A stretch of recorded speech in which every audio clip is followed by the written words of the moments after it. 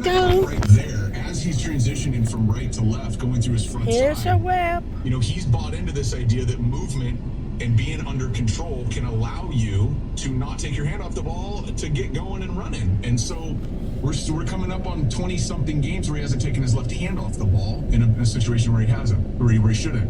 And so that sounds really in the weeds and detailed. Here we go. The reason I never give up on him is because he's been focused on a bunch of things like that. He's willing to get drugged through the mud in New York, be a bust, hear all the things that everybody says about him, and just every offseason reset. And so I think I've said this to you, Colin. There's certain quarterbacks like Sam, like my brother, where because they have the ability to reset every year, regardless if it was terrible or awesome, because the way they don't cut corners ever, and they do all the little things right, and their ability to block out all the noise. Players like that, and obviously with a lot of talent, I've been telling them, and I've been telling Sam for about 5 years now, the same line over and over and over again. There will be a time and a place where all you have to do is play to the best of your abilities, and you'll be in every game with a chance to make a run at the end. Verbatim. And that's what we're seeing here out of Sam and Baker, right? And I know you've had your issues with Baker over the years. I didn't necessarily disagree with you. But it's when you're winning and it works and it's in the right environment, it's not a problem. Yeah, no, I said this. Cleveland is a rough environment, a impulsive owner, kind of a bitter press. Everybody in Cleveland poke Baker in the ribs, and everybody in Tampa opens doors for him. It's more chill. He's got a very supportive GM and owner. Environment for people with fiery personalities is key.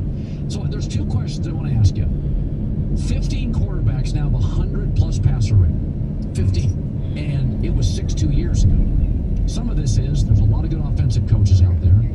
Some of it may be we've had very nice warm fall weather. I mean, even in Buffalo, it's 80 degrees. Maybe it's that.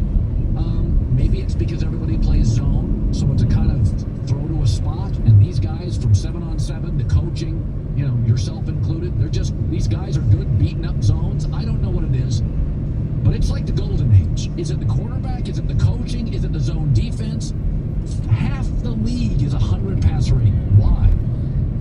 Well, I don't think it's the defense, because as I watch tape every week, there's a bunch of stuff people are running on third down that didn't exist 3 years ago, and it continually evolves. So I don't think it's the defense, right? These pass rushers aren't getting a little skinnier and a little slower. But I think what it is the quarterback and the offensive coordinator's ability to manufacture more high percentage throws. And it sounds simple, right? Like, let's just get the ball out of your hands and let your playmakers make plays, says every coach ever. We got a big, the Little Bills 3rd and 4th grade flag we play tomorrow with my 4th grader. We're going to operate under the same pretense of let's get the ball out of our hands and let our guys eat. But I think it's being on the same page in the evolution, like we talked about in high school and college, what quarterbacks are asked to do. And I think there's more ways with motions and with shifts and with formations, to be able to create more high percentage throws. So if I can just have a quarterback get 5 more completions a game, and they average 4 to 8 yards of completion, you start doing simple math, that might move your passer rating up 5, 6, 10 points right there, and that's if you're not throwing to playmakers. I watched the rest of season 2 of Alice in Borderlands. Talk about a mind fuck at the end. How do you think it would have ended? I don't know. Who do you think would have been the last card standing? Which card do you think would be the last one standing? I don't know.